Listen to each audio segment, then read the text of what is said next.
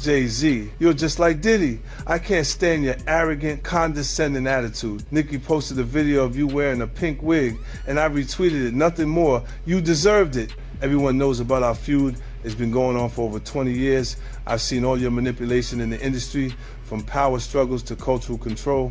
In 2015, when Tidal launched, Nicki helped you build it from nobody to a successful platform, and you immediately pocketed her $7.9 million in royalties. Lil Wayne was qualified for the Super Bowl, but you kicked him out of personal grudges. How is that any different from Diddy forcing his artists to sign unfair contracts? Just because Nicki didn't align with him, he resorts to this kind of suppression. You're truly despicable. What's even more interesting is that right after I showed him and his father's photo in the documentary Sean Combs' A Reckoning, you immediately had your lawyer send me a warning letter saying I overstepped my bounds. When you wrote the lyrics to exonerate Diddy back then, why didn't you think about today? You say the film is malicious slander, but why don't you dare sue me for defamation? Because all the evidence I have is true. I haven't finished reporting the witnesses in my documentary, and I haven't released all the Tidal profit sharing documents. If you know what's good for you, pay back what you owe Nicki with interest. Don't wait until I make Jay-Z Reckoning 2, by which time even Beyonce's PR team won't be. He goes, let's get it straight. Nobody's afraid of 50 Cent. I want everyone to be clear. No one's scared of 50 Cent. At that point, his safe presentation, even the glasses, what the glasses represent? Intelligence, right? A nerd, maybe? What are some of the things that come along with you being a nerd? Like, don't hit a guy with fire. He's not identifying with the transition and difference and the perception of Jay-Z. Now he's really safe, and people feel comfortable with him because they know he's not going to do anything inappropriate or try not to. Meanwhile, when he's saying he's not afraid of 50 Cent, why would you have to make that clear when no one's ever asked me if I'm afraid? For a long time, talk of friction between two hip-hop giants stayed in the background, passed around more as gossip than fact. This documentary brings those quiet stories into the open and places them on the record. Both figures built major empires in music, but they followed very different paths to power. One became known for a bold, aggressive style, while the other moved with patience, planning, and control. Their approaches could not be more different, yet both left a deep mark on the culture. While looking back at their moments of conflict, a bigger issue comes into focus. Who truly directs the future of the industry? The voice that shakes the room, or the mind that works behind closed doors? And if real influence often moves quietly, how many key moments in music history have been misunderstood as simple chance rather than careful strategy? Close, even though Jay's lawyer came out and said they're not. Because Jay-Z and Puff was given an assignment, and that was to destroy East Coast rap. And what I mean by that, and I know people gonna be like, yo, Gene is out of his mind and everything like that. Check this out, brother. Is that New York rappers was getting 800 to 1.2 million, or some larger than that, and sign with labels back then. And they was getting a lot of money to make albums and records. When they had guys down south that these labels was paying $250,000, $300,000 on record deals, and these guys was bringing back platinum albums and everything like that. So what they had to do was they had to keep New York rappers down. That's one reason, other than the Irv Gotti shit that 50 was going through and the poison they was putting in about 50, he had to go elsewhere to California or with Jay and not with Dre and Eminem to get a deal. They did not want East Coast rappers to get big. They were suppressing all new artists that was coming out of New York. Jay and Diddy was doing that. That's why when I heard your story, because I knew this for a long time, but when I heard Dame Dash that Jay wouldn't sign off on nothing, Jay wouldn't do this and Jay would that, because he couldn't let a Cameron blow up. He couldn't let an East Coast rapper like Beanie Siegel blow up. Because him and Diddy was giving that deal, we gotta keep these East Coast rappers down. Because down south rappers, Cash Money, No Limit, Ludacris and them, they was taking little money and bringing back more money and making more money for them. So the record labels, I wouldn't say they was gonna lose off the East Coast. During the peak era of physical music sales, the calendar was just as important as the music itself. Albums were not placed on shelves by chance, and release dates were carefully chosen to shape outcomes. Overlapping launches were often strategic, not random. From one perspective, this pattern is described as pressure rather than fair rivalry. The suggestion is that industry systems tend to protect those who already hold power. In this view, success is driven less by pure talent and more by who controls access and opportunity. And if that is true, the business starts to look less like a competition of skill and more like a contest of influence. That raises a serious question. At what point does strong ambition cross the line into deliberate obstruction? Look, when Jay signed his contract, the big one was with Beyonce. Mm-hmm. When he signed that contract, the marriage contract, he got trophies. Now those fucking trophies, trophies came rolling in, buddy. He started getting Grammys left and right, man. I mean, look, if you look at his career, Wow. This guy. Wow. You're gonna let him say that? Jay was getting Grammys. He had one. Exactly. He had one. And he ain't show up. No, he had like 20 now. Oh, Lord. He had like 18 since he been down. Look, he had one, bro. Hard Knock Life. You're not wrong. He was one. At the same time. He got them shits. He started drinking. His pictures with him fucking thinks the cup. Wait a minute. So you're saying the success is derived from the marriage? I've absolutely been treated differently. The accolades. Because he's no longer viewed as what, like a street or gangster rapper. Now he's viewed as a businessman, entrepreneur, family man. And the biggest ones because of the position Beyonce's. Oh, wow. Right? You were connected to the biggest. Jay got it for the music. Jay got it for the music. You didn't see. He deserved those. I'm sitting there, it's like this, like Black excellence. They're sitting there like, yeah. It's the billionaire brunch. You're like, I hate you, man. Unaware of anything going on here. This is the one time I'm gonna be with you niggas this year. Yeah. Come on, bro. I mean, that's crazy. That's crazy. He just looking at his watch during the whole Rock Nation break. Like, is it 3:30? Yeah, it's almost time to get out. What the fuck is that? Yo, I feel like I'm normal again. Get me out of here. Oh wow! So that's the deal he signed, huh? Yeah, that's the deal. Like the other ones didn't count as much as that one did. While U.S. rankings painted one version of success, global performance revealed a different picture. This contrast shifts the conversation away from local headlines and toward a broader measurement of impact. It suggests that what appears dominant at home may not always reflect the full international reality. This viewpoint highlights how heavy promotion and financial backing can strongly influence public perception. In that sense, visibility can sometimes be created, not just achieved. The result is a tougher truth to face. Cultural leadership may be shaped by strategy as much as by genuine connection with audiences, that if recognition can be driven by spending power, then the idea of winning becomes more complex. It forces a deeper question.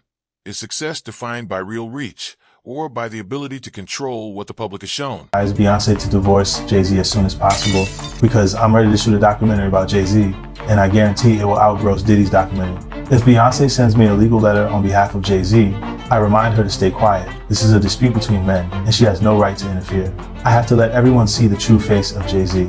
Jay-Z and Diddy have been longtime friends, and their business dealings never stopped. He frequently attends Diddy's parties, so why do people think he's innocent? Jay-Z and Diddy got involved in the same case in 2024, where a victim claimed she was assaulted by both Jay-Z and Diddy. I remember Jay-Z saying these were all rumors and that he was defending Diddy. But ironically, Diddy got arrested in 2025. And there's enough evidence to count his crimes on one hand. I've known them for 20 years, and I know how many bad things they've done behind the scenes. After Jay-Z founded his company, he repeatedly got into copyright disputes. In 1999, he was convicted of third-degree assault and served time in prison. He was unfaithful to Beyonce, and he was caught by Beyonce's sister I think everyone has seen the footage of him getting beaten up in the elevator. I've already gathered the evidence, and I'm going to give Jay-Z Oh, yo, before I forget this, we talked about Jay. Proximity to Diddy. You don't think he knew anything? He's seemingly around Diddy. I don't know. That was a real suburb question. Yeah, I know, right? Proximity. And the proximity. Proximity. That's the SAT hit parade word. I learned that. Do you think he fucking knew all of the shit that was going on? Yeah, that was like a... I don't want to incriminate myself. I know, but the way he said it, like I said, no matter how you answer that shit, you snitching. Yeah, exactly. That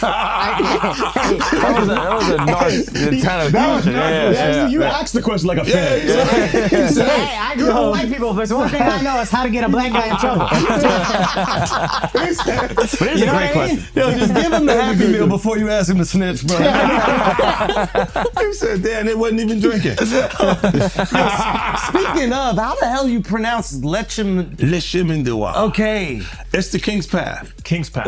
Chemin de Roi. Because I know Branson. That's the one I pronounce. Branson. That's the Branson lifestyle. You're gonna be outside. Biff, you're not worried that if you throw little and you don't throw out allegations, but like you kind of poke fun at them. You just ask questions. You're not worried that it comes back your way? Like people dig up your past and try to pull stuff up? I don't got that shit in my past. Everybody got a little bit. Like, not that it's real enough. I took a pill, but it was for me to perform better. For her to remember, buddy. I didn't fucking give her a drink so she forget what the fuck happened. What the fuck is going on here, bro? Yes, I took the drink. I gave me the fucking drug to perform. So she can remember and possibly love me for that. Did it work? What the fuck? Yo, bro, look, I'm doing pretty good. Like, you know what I mean? Like, but I'm just saying, this is the opposite of normal shit that we're talking about, bro. That is why. I don't know why it's so hard for people so just for to people to feel like shit is you weird. would have something or you would have reserved energy. The Super Bowl dispute pulls back the curtain on how partnerships work when global attention is at its peak. Public support from one artist stood in clear contrast to quiet resistance behind closed doors. That difference reopened a larger debate about who gets recognized on the biggest stages. I end this space. Authority is not based solely on ability. It is shaped by approval and access. When acceptance depends on another person's endorsement, it raises a critical issue. Who is truly controlling the doors to legitimacy, and who is simply passing through them? Do you need anything? None of the people that have vocalized that another man, and to me, again, that whole conversation has been feminine. But if you're gonna say some like that, you should have actually done something to help the problem.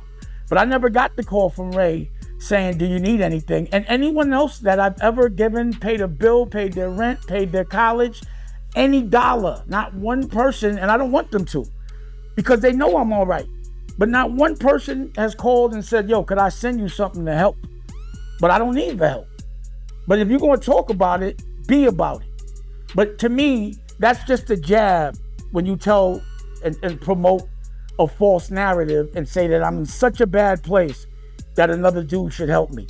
And that my tail's in between my legs to the extent, because of a lawsuit, that I would actually take that money. I'm a man. I don't want nobody to give me nothing but the opportunity to do what I gotta do. And I don't see no opportunity. I don't want to perform for the Super Bowl. I'm not all right with the NFL. I'm still mad it ain't no black owners. We went from kneeling to being happy when we could perform for them. That wasn't what I was about. I was about ownership of our own league and taking pride in that. I'm not a court jester for everybody else to get good ratings. I know what we're being used for, and I'm not cool with that. So it's a big deal is to jump on a stage for a bunch of white owners? No, that's embarrassing to me. It's a spectacle. They're laughing at us. Like being tatted on the back by another culture is not how I judge my success. Only person that has the audacity to pat me on my back is my family. And they better, I'd be like, you better chill out. I don't want no pats on the back. I don't play that. I'm not in the patty pat club. On no level. I feel you. But speaking of the NFL, I know right now Nicki Minaj, she calling out Jay, and I know Colin Kaepernick's wife, she called out Jay, saying that, you know, Jay did her husband wrong. But I don't know, you know, I don't know the backstory behind that, man. But I know it's going, you know, viral right now on social media. But I do want to ask you, how do you feel about the NFL right now, in general? You know, it's funny. She's cool. She's cool with my wife, Rocky. I think Artists around 50 Cent describe him as present and reachable, while Jay-Z is often depicted as distant and untouchable. You was doing it too. This is people that are looking on the separation between their hardships or their the things that they got going on that would be issues, and what a celebrity's issues would be. Wait, what is that? They think all celebrities are doing the same thing. Yeah. Right, and when you see, if I wasn't saying anything, guess what? You could safely say that a person on the outskirts that is not involved in hip-hop culture could think that everybody in hip-hop culture is with that shit. So by you, you're good, bro. You're fucking good. Yeah, You're protecting hip-hop. Yeah. If you don't speak out and make them the weirdos, then they're going to think everybody's like that. Every single person is like that involved in hip-hop culture. Makes you think, did Jay do it? Shut up. He's in trouble. We live in New York, bro. No. We live here. No. Free Jay-Z. I'm just saying. Shout out Mufasa. We all gonna go and support. Yo, we can all see. You are crazy. That was the craziest thing. I literally. What's the lady at Rock Nation? I gotta send her that. You don't feel like that happened the same day, bro. What's the day came out the day before, the next day? I was eating Raisin Bran. Okay, I'm eating Raisin Bran. I got my daughter in my arm. I'm scrolling, right? I see somebody screenshot your shit. Is Jay and the whole family at the Mufasa fair? And then the comment is 50 Cent. Jay said, they said I a 13-year-old. Let's go watch Mufasa. Everybody get dressed. We're going to see Mufasa right now. I just think it was a good look, like angling yourself as a family man. Yes. But they had to go to the premiere, that bro. was planned already. I'm They had to go to the premiere. And I realized that later, but I'm just saying to you, I haven't seen him in a long time. That's all I was saying. When I hadn't seen him in a long time, and then I heard this shit, and then I looked and I saw Mufasa, I said, whoa.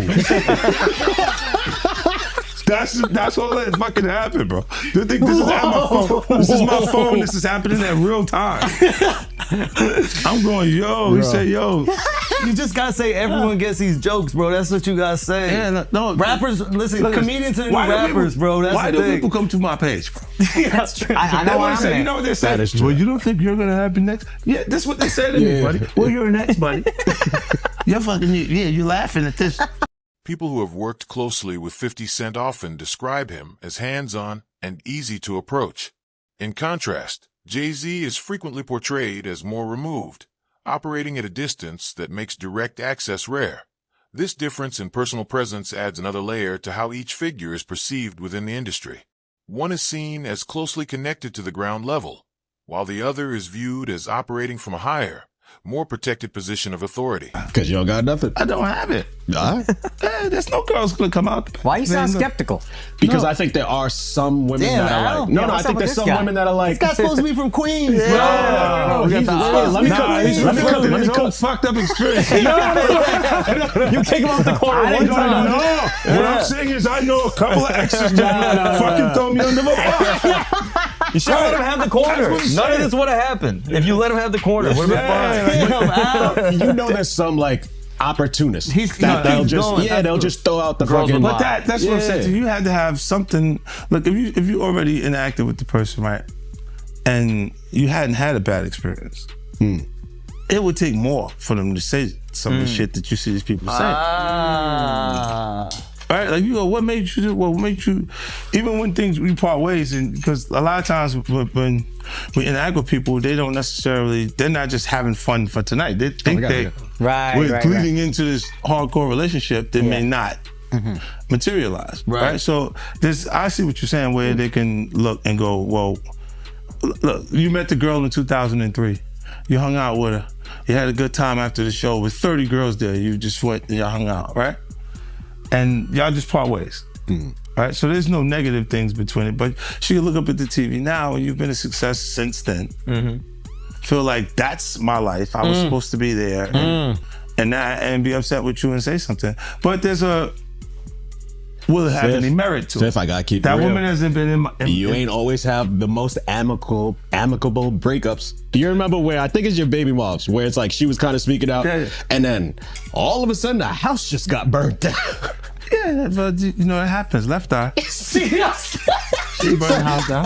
This nigga is crazy. That's what I was saying. No, my God, he goes, wow. So I know how you feel about me now. No. He's going. He's great. So Who's the fan? He saw me like the man. I want my block back. He goes, look, I have faith in our just justice. I'm a civilian I believe now. there will be consequences connected to those behaviors and actions that this brother is talking about. Oh my I agree, goodness. man. Why is that a part of his thought process today while we're here having a good time? That's a good ass point. Look, you do have people that really, look, when you break up with them, they don't care about you anymore. Yeah.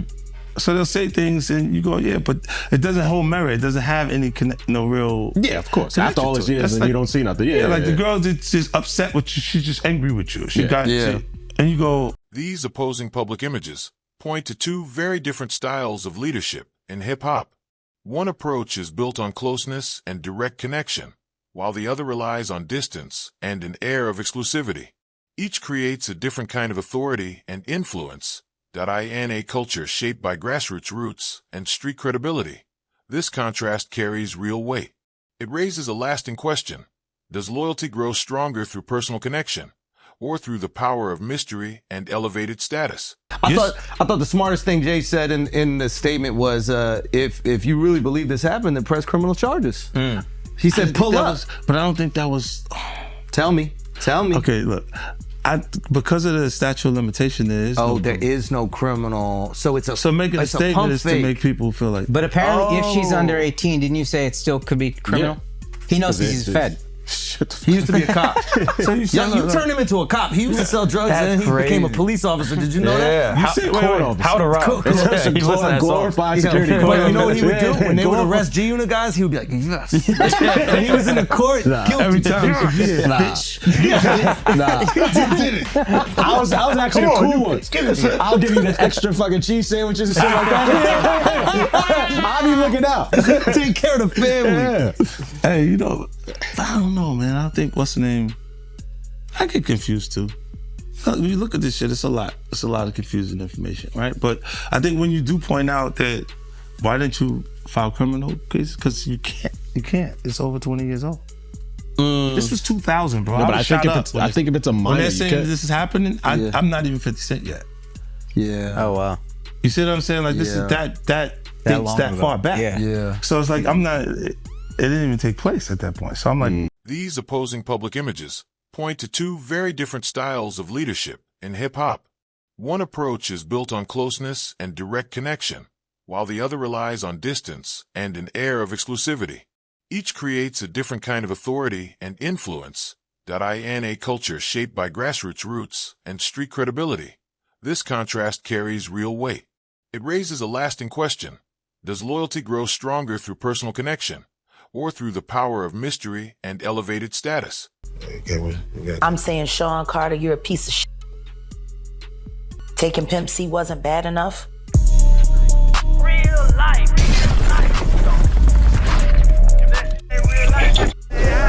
It ain't real life. Just a real thing.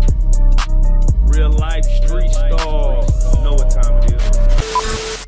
So why does it all come to a head now? Why now? Why? Because he's the acceptable monster at this time. Like R. Kelly was the last time I sat on this couch. So who's next? Y'all don't see the lineup? Yeah, we see the lineup. I'm just waiting to see who's next. Jay-Z is setting Diddy up. Why is everyone having such a hard time? He ain't doing shit different. He lined up D. Haven, stole his life and identity. He lined up Big L, stole his life and identity. He lined up Dame Dash, stole his life, identity, and took his love, lined up R. Kelly. He wants to be the one. Yeah, shout out D Haven. He actually hit us up, wanted to tell this story. You need to talk to D Haven. Yeah, we need to talk to him. I told you that last year when I put you on the phone with him. You did. I want you to think about this. Allegedly, Sean Carter is responsible for enacting Hype Williams to put Aaliyah on a faulty plane to move her out the way as punishment for rejecting him, and so he could level up Beyonce, who was struggling. Let's just say allegedly that happened. Now I want you to think about 106th and Park with Mary J. Blige. Free, who is a victim of Sean Carter. Yeah. Mary J. Blige, who is a victim of Sean Combs, are sitting there talking about the death of Aaliyah amongst each other. These opposing public images point to two very different styles of leadership in hip-hop. One approach is built on closeness and direct connection, while the other relies on distance and an air of exclusivity. Each creates a different kind of authority and influence, in a culture shaped by grassroots roots and street credibility. This contrast carries real weight. It raises a lasting question. Does loyalty grow stronger through personal connection, or through the power of mystery and elevated status? You knew Jay personally, right? Know him, been around him a couple of times, bro. Been around him a few times, but I didn't know him. You know him as I'm sitting down and I'm breaking bread, eating off, eating a meal around him and shit like that, laughing, talking and joking like that. I've been around Jay-Z, and one time I wanted to knock his head off, because he was being disrespectful, but he didn't know he was being disrespectful because he ain't that type of dude. You understand what I'm saying? What happened? We was in Cancun and he had a personal assistant from my block named Laura, and he had brought like 3 people to the club. He had brought like 6 people to the club with him, and he was only supposed to get 3 people in. I was running the door at Daddy-O's from Industry Entertainment. They just told me Jay-Z only get 3 people in. You understand? So I'm at the door. I said, yo, Jay, you good, and 3 of your other good, but the other 3 gotta pay. So then he said, Laura, handle him. And at that time, the type of dude I was, you couldn't tell no woman to handle me. You understand? When I'm talking to you as a man. So then I said, who you talking to like that? You telling her to handle me? You understand?